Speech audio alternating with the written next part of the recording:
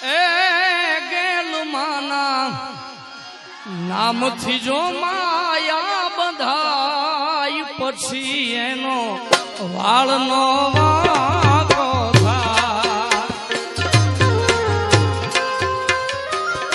જય ગેલમાં મિત્રો આજે તમે જોઈ શકો છો કે હું અને છોટે ઉસ્તાદ મેર મીતભાઈ આજે ભાડલા ગેલ માતાજીના મંદિરે દર્શન કરવા માટે પહોંચી ગયા છીએ.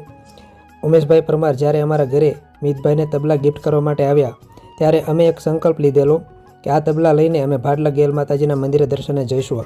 પણ ત્યાર પછી ઉમેશભાઈ પરમારે અમને જણાવ્યું કે તમે કોઈ જાતનું ટેન્શન ન લેતા, આ તબલા માતાજીના ગર્ભગૃહમાં મૂકીને એની સંપૂર્ણ પૂજા વિધિ કરી પછી જ તમારા ઘરે અમે લઈને આવ્યા છીએ, એટલે તમારે એ વાતનું કોઈ પણ જાતનું ટેન્શન લેવાની જરૂર નથી. તો પછી અમે નક્કી કર્યું કે આપણે તબલા ન લઈ જઈએ તો કંઈ નહીં, પણ માતાજીના આશીર્વાદ લેવા તો જરૂર જઈશું.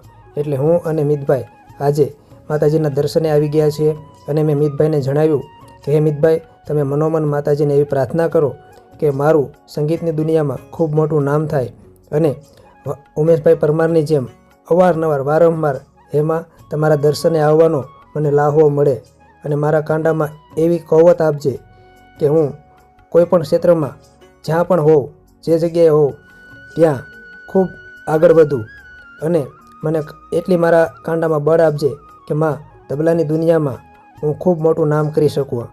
તો બસ આજે માતાજીના સરસ મજાના આશીર્વાદ લઈ અમે પણ ધન્ય થયા અને આપ પણ ધન્ય થાવ.